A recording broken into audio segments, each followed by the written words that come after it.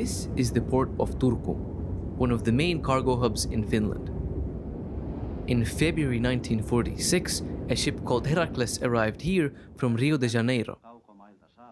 It was carrying 2,300 tons of Brazilian coffee, which was the first coffee in Finland since the beginning of the Second World War.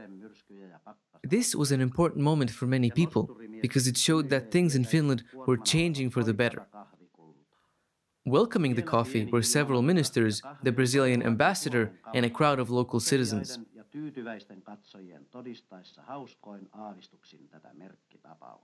Since then, the popularity of coffee has not decreased. Today, Finland has the highest annual coffee consumption per capita in the world at around 10 kilos per person. Also, about 27% of that coffee comes from Brazil. But why do people in Finland drink so much coffee? Well, that's a good question. I think it all comes down to the fact that we have a long, dark winter period in Finland. I think that helps, and obviously the quality of the coffee we are drinking in Finland is very high, and coffee is embedded in the culture of the Finns and of Finland. Brazil as an origin is a very reliable origin. The quality is very consistent. I would say the aroma is very rounded, and the Brazilian coffee is very soft and delicate.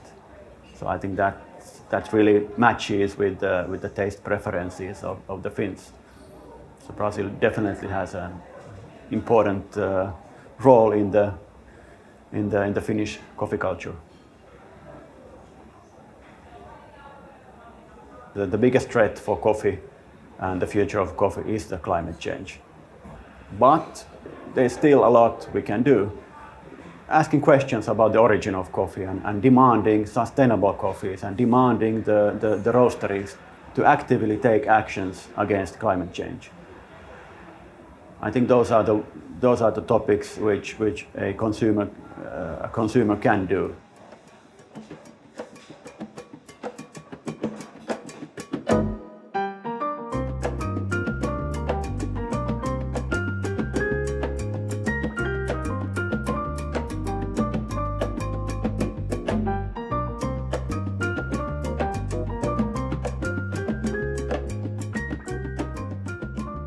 We like to say that Brazil is the coffee nation. And why?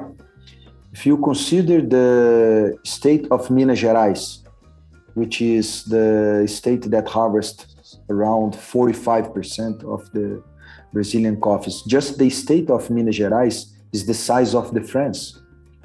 It's more than 300,000 families depends on coffee growing in Brazil. So Brazil covers around 1/3 of the coffee production in the world. We are having the temperature during the days in the winter season in Brazil, especially in the coffee regions, are warmer than used to be in the last 20 years. But on the other hand, if we see, we had last year in Brazil one of the most strong frosts. More and more growers, they are applying in their daily practice international code of conducts for sustainable growing. Growers are recovering the water nest in order to increase the water source in their farms. We see growers planting trees in their coffee plantations. We see growers using more and more organic fertilizers in their plantations. And of course, Brazil is working hard in technology, developing varieties that are more tolerant to droughts, to high temperatures.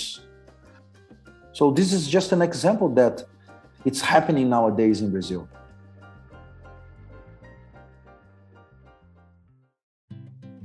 Brazilian coffee has been an important part of Finnish coffee culture since the arrival of Heracles almost 80 years ago. That bond, created by coffee, continues today and is only strengthened by sustainable practices, all the way from Brazilian growers to coffee roasters in Finland.